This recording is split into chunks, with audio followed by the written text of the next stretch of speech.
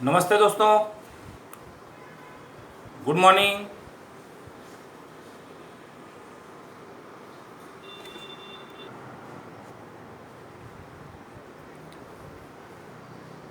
आज से एक नया टॉपिक इसी में लिमिट्स में मेथड ऑफ फैक्टराइजेशन, ये हमें पढ़ना है। तो इसका जो बैकग्राउंड है, इसका कंसेप्चुअल पार्ट है, पहले वो समझने की कोशिश करते हैं। तो suppose px and qx be two polynomials in x and consider f of x as p of x upon q of x, मतलब रेशो ऑफ पॉलिनोमियल्स। अब हमको इस फंक्शन का लिमिट फाइंड करना है, limit of f of x when x tends to a। ये काम करने के लिए हम इंडिविजुअल qx और px का लिमिट पहले फाइंड करेंगे। We check first limit of qx when x tends to a and limit of px when x tends to a।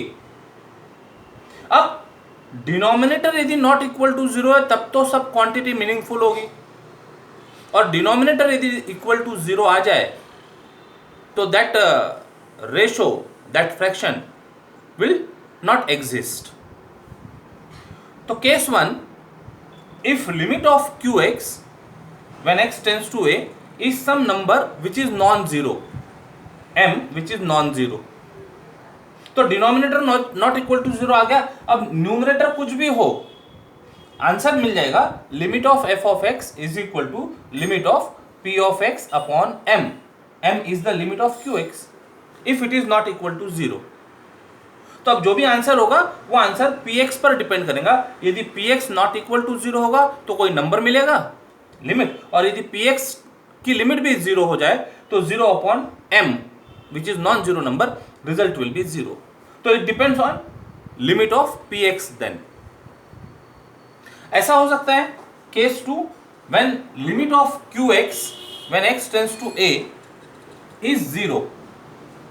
अब जब इसका लिमिट 0 हो रहा है, मींस पॉलिनोमियल में यदि ये एक्सप्रेशन नंबर a के लिए वेनिश हो रहा हो, 0 बन रहा हो, इसका मतलब x minus a will be a factor of q of x। Factor remainder theorem क्या लाता है ये? यदि कोई x की वैल्यू किसी पॉलिनोमियल को 0 बना रही है, तो जैसे x की वैल्यू की बात की ना, x इक्वल टू a, यदि इसको 0 बना रहा है तो इससे फैक्टर तैयार होगा x माइनस a, ये फैक्टर होगा qx का। ठीक है, तो यदि limit of qx is 0 when x tends to a, then x minus a is a factor of q of x। अब ये q ऑफ x का फैक्टर है, मतलब यहाँ डिनोमिनेटर में एक फैक्टर है जाएगा, qx का x माइनस a एक फैक्टर और कुछ और क्वेश्चन बचेगा। ये x माइनस a जो डिनोमिनेटर में होगा वो यदि p ऑफ x को डिवाइड करता होगा तब तो ठीक है, और यदि डिवाइड नहीं करता होगा तो यानी x माइनस a डिनोमिनेटर में बचा रहा होगा, तो limit does not exist. If x minus a does not divide p of x, then limit of function f of x when x tends to a does not exist. जब हम problem solve करेंगे तो ये बातें problem में और ज्यादा clear हो जाएगी। एक केवल कंसेप्चुअल बैकग्राउंड डिस्कस करने के लिए ये सब बातें पढ़ रहे हैं अभी। केस 3, यदि px का भी लिमिट 0 हो व्हेन x टेंड्स टू 0 और x टेंड्स टू a, इसका मतलब px भी वैनिश हो रहा है x इक्वल टू a पर, तो x minus a is factor of p of x। यानी p ऑफ x को भी x minus a into quotient लिखा जा सकता है। q ऑफ x भी यदि लिमिट 0 हो रही है तो q ऑफ x का भी factor x minus a into quotient लिखा जा सकता है। अब न्यूमरेटर डिनोमिनेटर में दोनों यदि फैक्टर कॉमन हो गए x माइनस a, तो दोनों को डिवाइड कर देते हैं। तो limit of function will be limit of p of x upon x minus a upon q of x upon x minus a। अब ये फैक्टर डिवाइड किए जा सकते हैं और फिर ये फंक्शन रिड्यूस हो जाएगा और प्रॉब्लम को आगे इसी पैटर्न से चेक करते हुए सॉल्व करेंगे। शॉर्ट में समझने के लिए इतना ध्यान रखिएगा, limit f of x x tends to a is equal to limit p of x upon q of x x tends to a। यदि ये नॉन जीरो है तब तो लिमिट मिल जाएंगी, यदि ये जीरो है और दोनों में कोई कॉमन फैक्टर नहीं है, लिमिट डज नॉट एग्जिस्ट। यदि ये डिनोमिनेटर जीरो है, न्यूमिनेटर भी जीरो है, मतलब 0/0 फॉर्म में है, इसका मतलब वहां कुछ कॉमन फैक्टर होगा। वो कॉमन फैक्टर को हम डिवाइड करेंगे और आगे सॉल्व करेंगे। प्रॉब्लम से चीजों को और अच्छे से समझते हैं। चलिए exercise 7.2 of method of factorisation, page 141। Question number 1 is evaluate the following limits. First problem ले रहे हो उसका, limit of z² minus 5z plus 6 upon z² minus 4 when z tends to 2। अब प्रॉब्लम सबसे पहले तो आपके नोटबुक में होना चाहिए, आपके आंसर पेपर में होना चाहिए। तो डिनोट और let l is equal to, ठीक है। अब चेक करते हैं z टेंड्स टू 2 पर न्यूमरेटर और डिनोमिनेटर कैसे बिहेव करने की कोशिश कर रहे हैं। तो z इक्वल टू 2 यदि यहां पर हम देखें तो 4 माइनस 4 यानी डिनोमिनेटर 0 होते दिख रहा है। अच्छा, डिनोमिनेटर 0 हुआ तो न्यूमरेटर को भी चेक करना पड़ेगा। यहां पर चेक करो, 4 माइनस 10 प्लस 6 यानी 10 माइनस 10, न्यूमरेटर भी 0 बन गया। मतलब limit of p of x is 0 when p of z is 0 when z tends to 2, limit of q of z is 0 when z tends to 2। ऐसे समय अब इसमें कुछ ना कुछ कॉमन होना चाहिए, तो इसके फैक्टर बनाने की कोशिश करते हैं। अच्छा, फैक्टर ये प्रॉब्लम खुद ही बताता है क्या होने चाहिए। z टेंड्स टू 2 है, मतलब z माइनस 2 फैक्टर होना चाहिए, क्योंकि z इक्वल टू 2 पर ये वैनिश हो रहा है। तो इसका तो फैक्टर आसान है, a square minus B square के फॉर्म में है, तो a minus B a plus B यानी z माइनस 2 z प्लस 2। इसका तो कोई प्रॉब्लम नहीं, इसके फैक्टर फाइंड करते हैं। क्वाड्रेटिक एक्सप्रेशन है तो कांस्टेंट टर्म और लीडिंग कोएफिशिएंट इनका प्रोडक्ट है 6, इसके दो पार्ट करना है जिसका सम हो -5। तो कौन से दो नंबर होंगे 6 के जिसका सम -5 हो और प्रोडक्ट 6 हो। तो 3 2 जा 6 बन जाएगा, लेकिन सम -5 चाहिए तो दोनों को माइनस भी लगा देते हैं, -3 -2, दोनों का प्रोडक्ट इज 6, दोनों का एडिशन इज -5। तो फैक्टर लिखे जा सकते हैं। तो therefore l is equal to limit z tends to 2, इसके factor z minus 2 z minus 3 upon इसके factor z minus 2 z plus 2। ये रफ पार्ट है। z माइनस 2 कॉमन दिख रहा है, तो कट करने के पहले एक्सप्लेनेशन देना जरूरी है। As z tends to 2, therefore z is not equal to 2, imply z minus 2 is not equal to 0. Therefore on dividing numerator and denominator by z minus 2, अब डिवाइड कर रहे हैं उसको, तो मिला l is equal to limit z tends to 2, क्या बच गया z minus 3 upon z plus 2। Divide करने के बाद ये आ गया, यानी ये जो ओरिजिनल प्रॉब्लम था ये रिड्यूस हो गया। डिग्री 2 थी यहाँ पर, अब डिग्री 1 में रिड्यूस हो गया ये न्यूमरेटर और डिनोमिनेटर। फिर से जो मेथड वहां चेक किया था वो यहाँ पर करते। अब ये हमारे न्यू p ऑफ x है, न्यू q ऑफ x है, न्यू पॉलिनोमियल्स है। तो z इक्वल टू 2 पर क्या हो रहा है देखो, डिनोमिनेटर पहले चेक कर लो। तो 2 + 2 4 नॉट इक्वल टू 0, मतलब फाइनल आंसर मिल जाएगा अभी हमको। 0 होगा, डिनोमिनेटर 0 होगा तो न्यूमरेटर को चेक करना ही पड़ेगा। तो यहाँ 0 तो नहीं आ रहा है z इक्वल टू 2 पर, तो यहाँ से आंसर मिल जाएगा। This is equal to limit of z minus 3 z tends to 2 upon limit of z plus 2 z tends to 2 by result, by algebra, by result. Limit of quotient is equal to quotient of limits, limit of numerator upon limit of denominator. अब इसका limit ले लेते हैं, तो this imply L is equal to Z tends to 2, तो this is 2 minus 3, ये तो constant है, कांस्टेंट का लिमिट कांस्टेंट। और डिटेल यदि लिखना हो तो और डिटेल ऐसा लिखा जाता है, limit of Z tends to 2 minus limit of 3 Z tends to 2 upon limit of difference is difference of limits, limit of Z tends to 2 plus limit of 2 Z tends to 2 by result, and therefore L is equal to limit of Z when Z tends to 2 is 2, Z tends to 2 हो रहा ना, तो limit of Z is 2। यहां से बिल्कुल clear होता है, हमको लगता है वो वैल्यू पुट कर रहे हैं, ऐसा है नहीं। लिमिट के कंसेप्ट से limit of constant is constant upon limit of Z when Z tends to 2 is 2 plus limit of constant is constant, so which is equal to L is equal to minus 1 by 4। मतलब when Z tends to 2 this complete expression tends to minus 1 by 4, L is the limit। ये expression minus 1 by 4 को achieve करने की कोशिश करेंगे, attain करने की कोशिश करेंगे।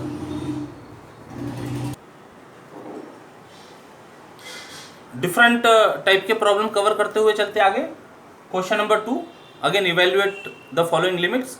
उसका example 2, limit 1 by x minus 3 minus 9x upon x cube minus 27 when x tends to 3। तो सबसे पहले तो इसको डिनोट कर देते हैं, denote L is equal to, और let L is equal to this limit. अब चेक करते हैं कि यदि लिमिट ले, डायरेक्ट लिमिट ले तो क्या होता है। x टेंस टू 3 पर देखो क्या हो रहा है, 1 अपॉन 3 माइनस 3 यानी 1 अपॉन 0 दिख रहा है, मतलब इन्फिनिटी हो गया, ये तो ये इन्फिनिटी हो गया, माइनस 3 यहाँ रखा तो ये हुआ 1 अपॉन 0 माइनस 3 यदि यहाँ रखा तो ये 27 अपॉन 3 3 जा 9 3 जा 27 माइनस 27 0, तो मतलब 1 upon 0 is infinity, 27 upon 0 is infinity.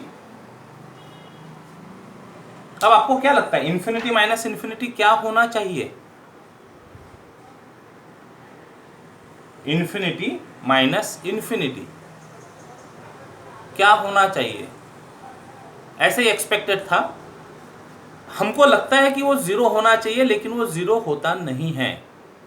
आप ये फ्रेम में सोचते हो a minus A is 0, 5 minus 5 is 0 है ना, -2 माइनस ऑफ -2 इज 0। तो ये रिजल्ट ट्रू होता है रियल नंबर्स के लिए, लेकिन इन्फिनिटी कोई रियल नंबर नहीं है। ये सिंबल है कुछ ऐसी चीज के लिए जो डिफाइन नहीं किया जा रहा है। जैसे नंबर लाइन पर ये नंबर बढ़ते जा रहे हैं, कहाँ जा रहे हैं नंबर, पॉजिटिव नंबर कहाँ जा रहे हैं, तो उसको रिप्रेजेंट कर देते हैं infinity. Infinity is not a number. इसी तरह से यहाँ नेगेटिव नंबर है, कम कम कम कम होते जा रहे हैं, कहाँ जा रहे हैं पता नहीं, उसको सिंबल से माइनस इन्फिनिटी ये सिंबल से रिप्रेजेंट कर देते हैं। और ये जो नंबर लाइन है, ये नंबर लाइन को लिखने के लिए minus infinity plus infinity round bracket में यानी ओपन इंटरवल के साथ एक्सप्रेस किया जाता है। ओपन इंटरवल का मतलब एंड पॉइंट्स इंक्लूडेड नहीं है, और ये नंबर है भी नहीं। तो जब हम इस तरह से सोचते हैं a minus A is equal to 0, तो ये फाइनाइट नंबर के लिए सही है, रियल नंबर्स के लिए सही है, इन्फिनिटी के लिए नहीं। तो शुरुआत में हमने बात की थी 0/0 फॉर्म में यदि कोई हो तो ये इनडिटर्मिनेट फॉर्म कहलाता है, इनडिटर्मिनेट फॉर्म। फिर आप ही में से किसी ने क्वेश्चन किया था सर इसका क्या होगा, तो ये भी इनडिटर्मिनेट फॉर्म होता है, इन्फिनिटी बाय इन्फिनिटी। ये दो बेसिक इनडिटर्मिनेट फॉर्म है। इन्फिनिटी बाय इन्फिनिटी को 0 बाय 0 फॉर्म में कन्वर्ट किया जा सकता है। अब प्रॉब्लम सॉल्व करते करते ये एक और नया फॉर्म हमारे सामने आ गया, this is also indeterminate form. Infinity minus infinity is another indeterminate form. इसको बेसिक फॉर्म में कन्वर्ट किया जा सकता है, कैसे ये समझ लो। इन्फिनिटी माइनस इन्फिनिटी है, इन्फिनिटी मतलब 1/0 ऐसा मानकर चलते हैं, दिस इज 1/0। ये इन्फिनिटी का मतलब भी 1/0 मान लेते हैं, not defined in denominator is 0। Simplicity के लिए ऐसा लिख रहे हैं हम, infinity is 1/0 minus infinity is 1/0। केवल सिंप्लीफाई कर रहे हैं, मैथमेटिकली नहीं, सिंप्लीफाई कर रहे हैं। मान लो इसको सिंप्लीफाई किया एलसीएम वगैरह लेके, तो क्या दिखेगा, 0 का एलसीएम 0, क्रॉस मल्टीप्लाई 0 माइनस 0, तो ये 0/0 के फॉर्म में कन्वर्ट किया जा सकता है। जो एक्सप्रेशन इन्फिनिटी माइनस इन्फिनिटी के फॉर्म में होगा उसको 0/0 के फॉर्म में कन्वर्ट किया जा सकता है। तो ये लॉजिक लगाकर अब ये प्रॉब्लम को सॉल्व करने की कोशिश करते हैं।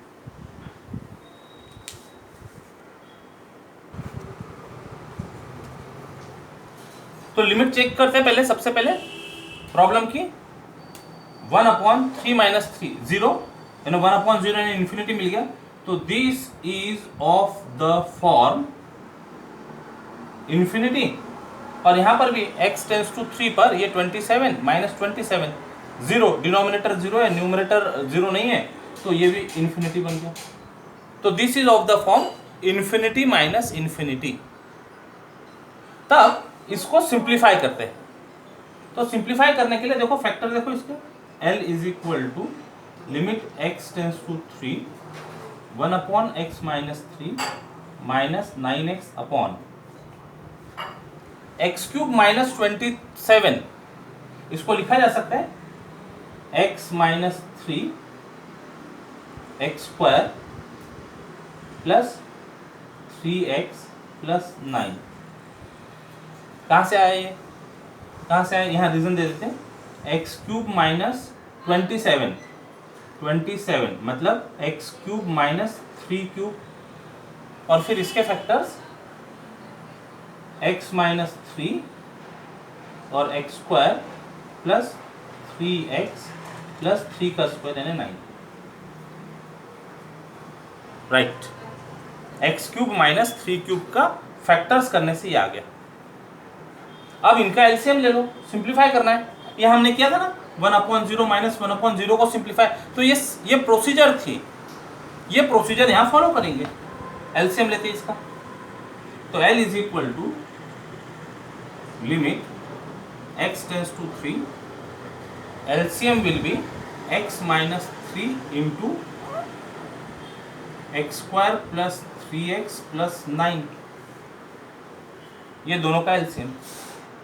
और अब डिवाइड करो। अब डिवाइड करने के लिए जो प्रोसीजर है हम कैसे उसको एक्सप्लेन करते हैं, D divide denominator in this denominator, ठीक है। एलसीएम लेने के बाद की बात हो रही है अभी।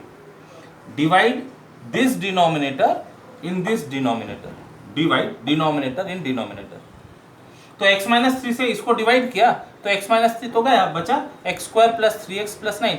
इसको ऊपर जो है न्यूमरेटर में उससे मल्टीप्लाई कर दो, तो ये आया x² प्लस 3x प्लस 9, बीच का sign minus. Divide denominator into denominator, तो ये पूरे डिनोमिनेटर को यहाँ पर डिवाइड किया तो 1 बचा, डिवाइड हो गया, उसको ऊपर मल्टीप्लाई कर दो 9x। एलसीएम लेने का पैटर्न आपको जैसा समझा होगा आप वैसा अप्लाई कर सकते हैं। ये हम डी बोलकर इसको याद रखते हैं, गलती नहीं होती। चलो सिंप्लीफाई करो इसको। This is limit x tends to 3, bracket open कर दो, x² 3x minus 9x minus 6x plus 9 upon x minus 3 x² plus 3x plus 9। अब देखो डिनोमिनेटर में x माइनस 3 एक फैक्टर दिख रहा है। अब न्यूमरेटर के फैक्टर बनते हैं क्या, चेक कर लेते हैं न्यूमरेटर के फैक्टर। तो 9 कांस्टेंट है, इसको 2 नंबर में ब्रेक करना है जिसका सम -6 हो, -6 हो। तो 2 नंबर कैसे तैयार करेंगे उसके, 9 3 इंटू 3 मिल जाएगा, 3 इंटू 3 मिल जाएगा। हमको एडिशन -6 चाहिए, तो ये -3 दोनों को लगा दिए, तो दोनों का प्रोडक्ट 9 और दोनों का सम -6, फैक्टर मिल जाएंगे। Therefore L is equal to limit x tends to 3 x minus 3 upon, ये रफ पार्ट है,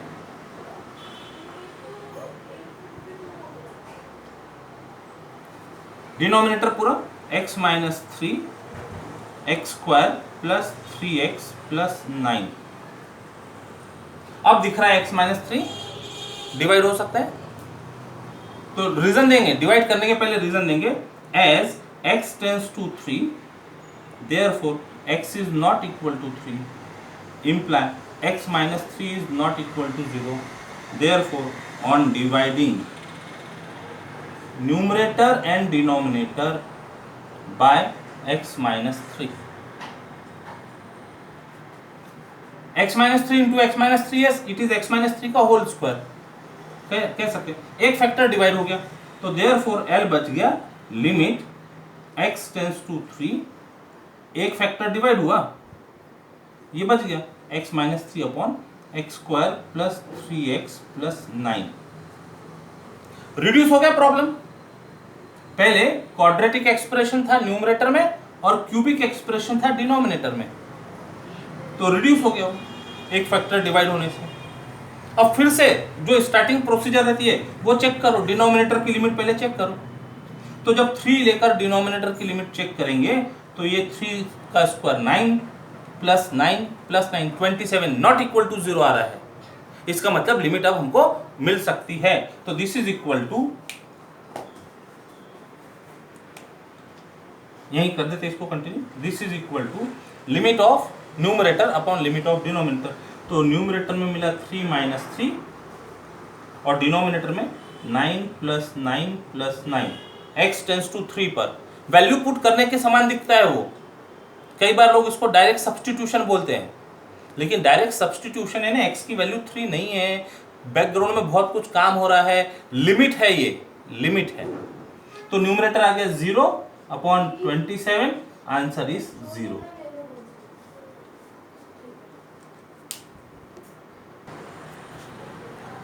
अब ये जो प्रॉब्लम है, ये प्रॉब्लम को सॉल्व करने के बाद में आंसर 0 आ रहा है, आता दिख रहा है, तो कुछ बच्चों को ऐसा लग सकता है कि सर ये इन्फिनिटी माइनस इन्फिनिटी यहीं आया था, तो इन्फिनिटी माइनस इन्फिनिटी तो 0 लिख देते, इतना सब करने की जरूरत नहीं पड़ती। गलतफहमी होती, कैसे गलतफहमी होती है, सुनो ध्यान से सुनना भी। ये infinity minus infinity indeterminate form है, इनडिटरमिनेट फॉर्म।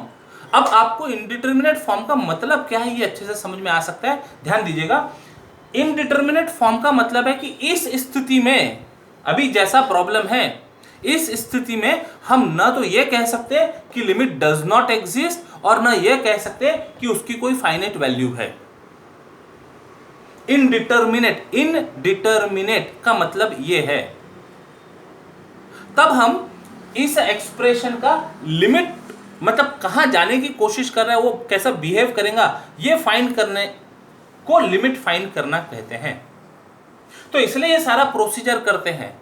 अब प्रोसीजर करने के बाद यहां आंसर हमको एक नंबर आते दिख रहा है, ये नंबर यहां 0 आ रहा है। जरूरी नहीं होगा कि हर बार इन्फिनिटी माइनस इन्फिनिटी में यदि कोई प्रॉब्लम हो तो उसका आंसर 0 ही आएगा, ऐसा हर बार जरूरी नहीं है। यहां कोइंसिडेंस दिख रहा है, प्रॉब्लम इन्फिनिटी माइनस इन्फिनिटी में है, आंसर 0 आ रहा है, लेकिन ये कोई नॉन जीरो नंबर भी आ सकता है, वो डिपेंड करेगा, फंक्शंस पर डिपेंड करेगा।